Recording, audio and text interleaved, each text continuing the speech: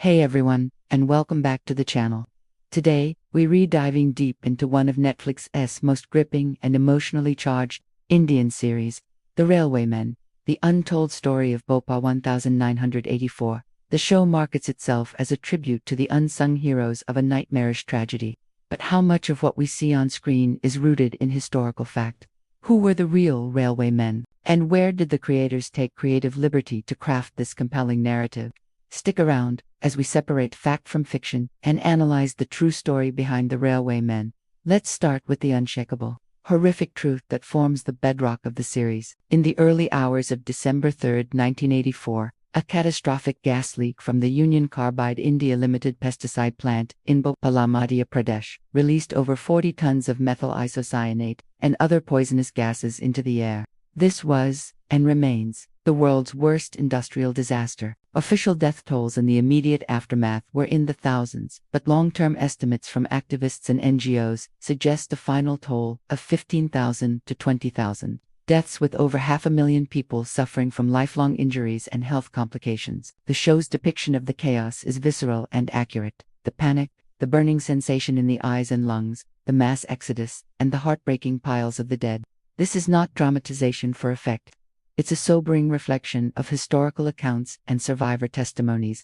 Now, to the central question: who were the railwaymen? The series revolves around the staff of Bhopal Junction railway station, who turned their station into a sanctuary and a vital evacuation point. Station master Iftikhar Siddiqui, played by K.K. Menon, is presented as the stoic, decisive leader. While there may not be one single documented Iftikhar Siddiqui, his character is a composite tribute to the real station masters and railway staff who displayed extraordinary courage.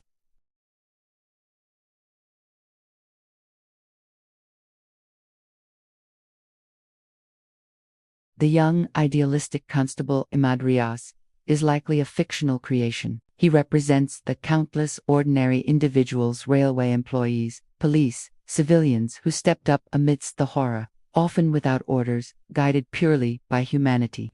Similarly, the gruff but heroic train driver Balwant is a fictional archetype. He embodies the spirit of the railway workers who operated trains under extreme duress, running evacuation and relief missions into the toxic haze when every instinct said to flee. Finally, GM Rati Pandey, the high-ranking officer who flies in to take charge, is a dramatic device. While senior railway officials were undoubtedly involved in the large-scale crisis management, this character serves to give the audience a top-down view of the logistical nightmare and to personify the institutional response. To weave a taut thriller, the series takes significant creative liberties with time, space, and characters.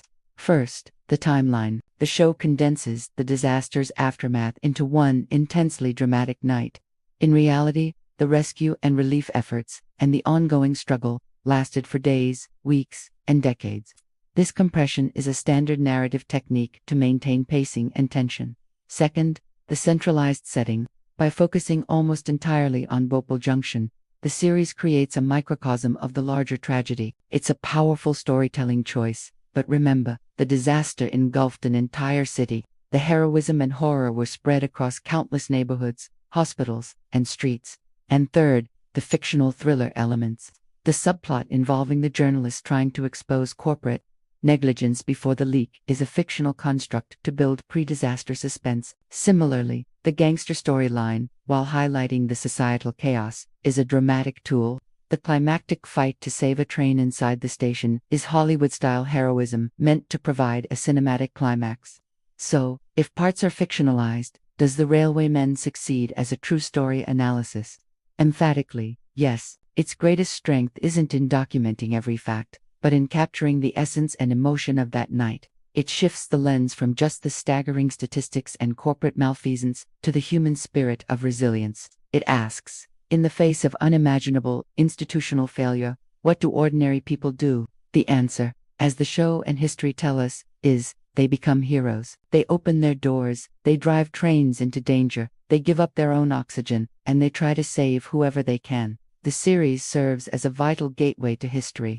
For a global audience unfamiliar with Bhopal, It's a shocking, emotionally engaging introduction to a tragedy that must never be forgotten. It rightly points the finger at corporate negligence and governance failure, themes that remain painfully relevant. The Railwaymen is not a documentary. It is a historical drama, respectful, well-crafted tribute that uses fictional characters to illuminate a profound truth about real heroism and a very real crime. It's a starting point.